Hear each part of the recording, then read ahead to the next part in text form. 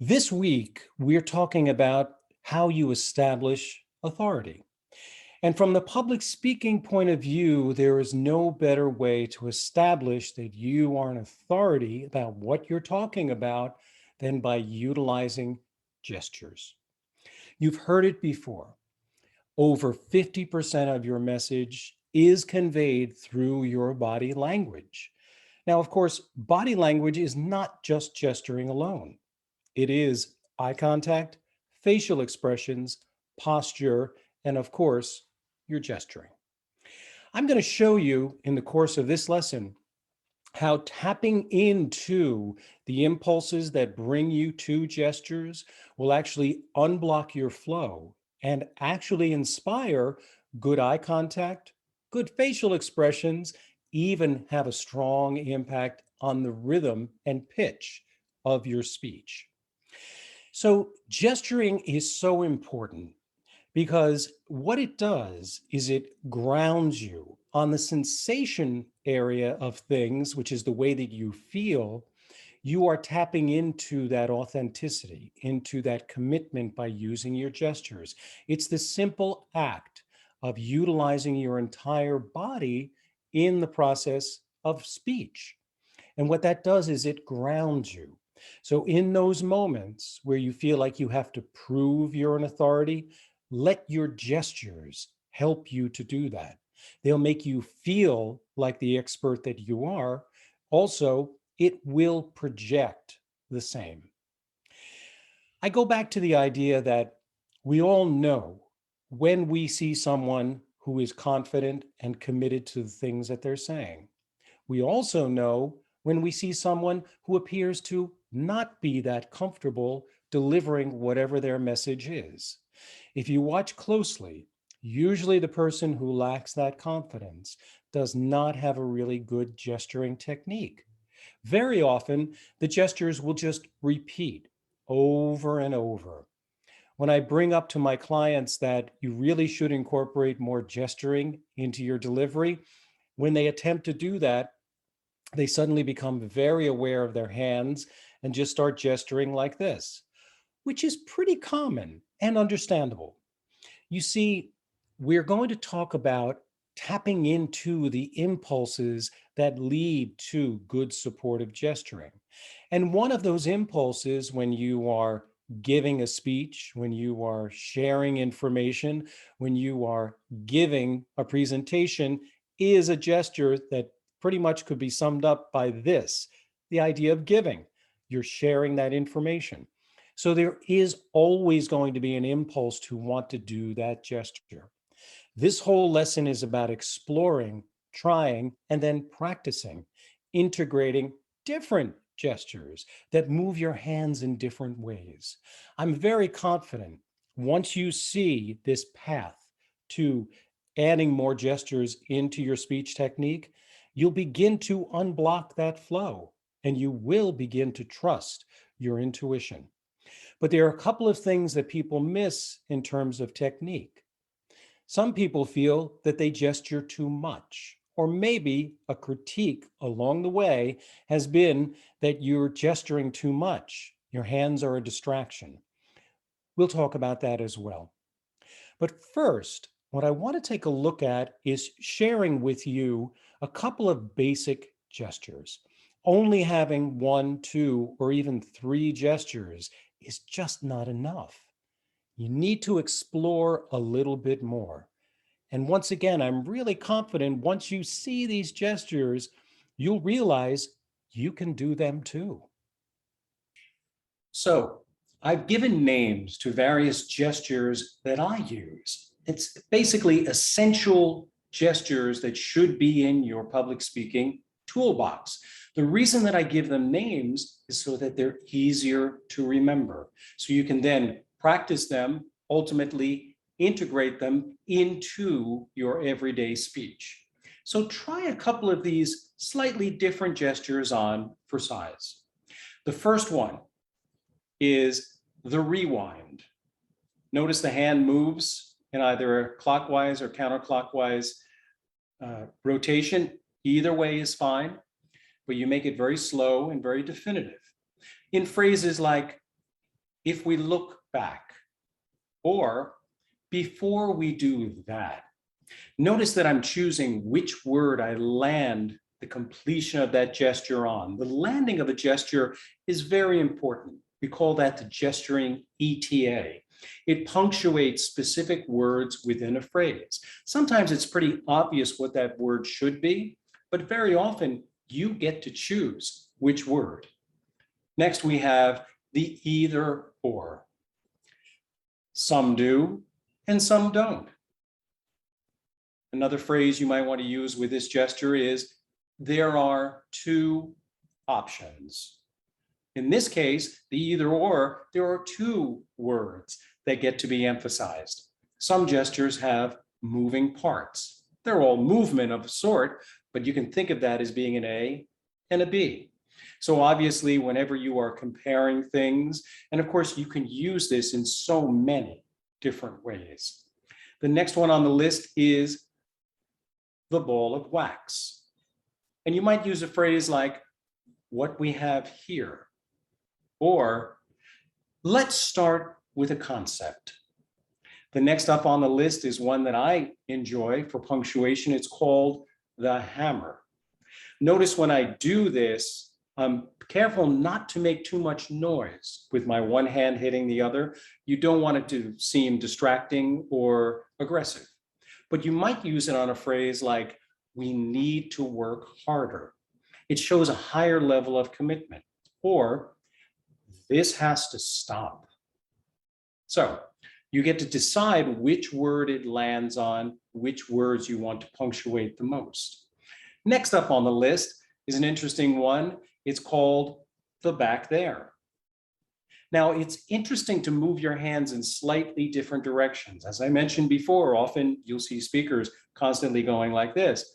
The back there is definitely a different direction, and it refers to things either in the past or things that we want to move on from. For instance, 10 years ago, you might use it in that portion of a sentence, or put it behind you. Good examples of the back there. Next, we have the no way. Not on my watch. Notice, usually this gesture can be utilized with negative words. I'm not saying that your message is necessarily negative in nature, but the words have a negative connotation. And it's also a good movement away from doing this all the time. Anytime you can turn your hands over, it's a welcome relief for listeners who are watching you speak. Another phrase you might use is, there is no other way. Okay, last on the list, something that I believe everyone should have in their toolbox for the very reason that it is called what I decide to call it, which is the authentic. And we utilize it on phrases that include words like I, we, us. I have learned so much, but we can do more. That's just a little sampling. Of course, there are many, many variations. I'm offering these up so that you have an opportunity to see what some of the possibilities are. The end result is to unblock your flow, allow you to follow your impulses, but really make gesturing a big part of how you deliver your message. Once again, the application of these gestures, and there are so many, are very rich and varied. There are an amazing amount of applications, and what you choose to do may change from presentation to presentation. You want to get to a place where you're unblocking your flow, and you just feel like your gestures are part of how you deliver your message. People often ask me, well, where do I start with my hands and where do I finish? The simple answer to that is, you begin speaking with a gesture or with the intention of delivering a gesture. It may not be on the first word, but once you gesture, you don't stop gesturing while you are delivering your message. Of course, when you're listening, that's when you get to rest. And where you put your hands is determined by what you're doing at that moment, working on your computer, writing down notes, listening along, relaxing. But when you are speaking, you need to be gesturing. It establishes your authority in a way that your words simply can't do by themselves.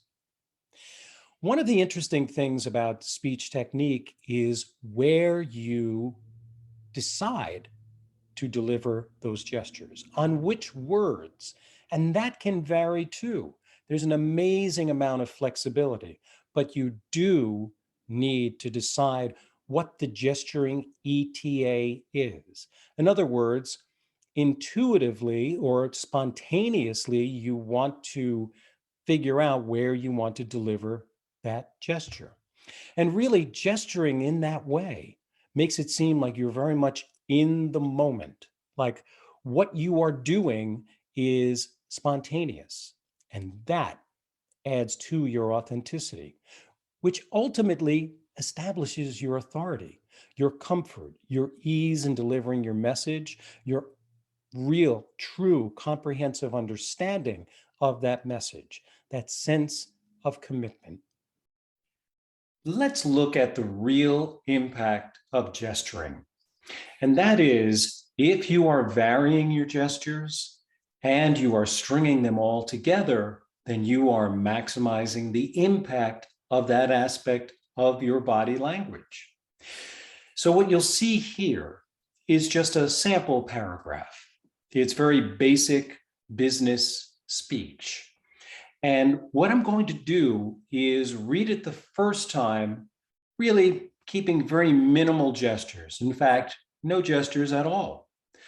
The second time through, in comparison, I will add in the gestures to show you the impact of what gesturing can really do.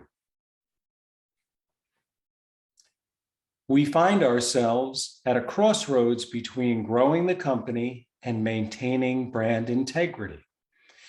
Overall, things look optimistic. But have we taken the time to determine where we're going?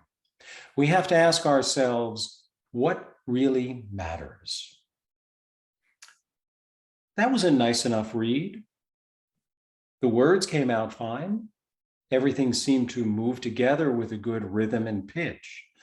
But watch what happens in terms of the level of commitment when we add gestures into that very same paragraph. We find ourselves at a crossroads between growing the company and maintaining brand integrity. Overall, things look optimistic. But have we taken the time to determine where we're going? We have to ask ourselves, what really matters? Obviously, as I've said before, the gestures support what it is that you're saying. It raises your level of authenticity, your level of commitment to the words that you're saying. I understand if you're not incredibly comfortable with gesturing, or you're just not really accustomed to it. What I suggest is using some of those short phrases from earlier in this video and practice, try out some of those various types of gestures, remembering that you go from one gesture right into the next. Once you get that flow going, I'm confident that you'll be able to do it.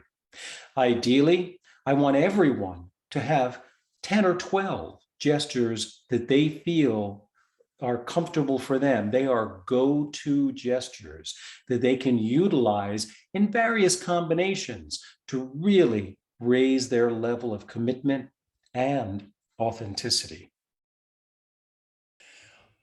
A really important aspect of gesturing technique is to hold one gesture until the impulse for the next gesture comes along. We call that having really good unspoken continuity. The idea is do not bounce your gestures I know that it feels like I can make even more of an impact if I just keep doing the same gesture. But what that does is it begins to erode your authority. It begins to erode your authenticity. And it's simply because of gesturing technique. This has a huge impact. Many people are so influenced by the visual aspect of what you do. And just as I've stated in previous lessons, utilize this gesturing technique even when your listeners cannot see you. If you're on a one on one phone call, a conference call, still gesture as if those people are in the room because it has that much of an impact on the sound of your voice, on the sense, the projection of the commitment you have to the words you're speaking. Keep practicing gesturing. It will feel a little awkward in the beginning, but you will get better at it. I look forward to seeing you in future lessons. Please utilize these at whatever pace you feel is good, and always go back and review. These are good, basic fundamentals that are all a part of your journey to become a better presenter and a better deliverer. Thanks so much.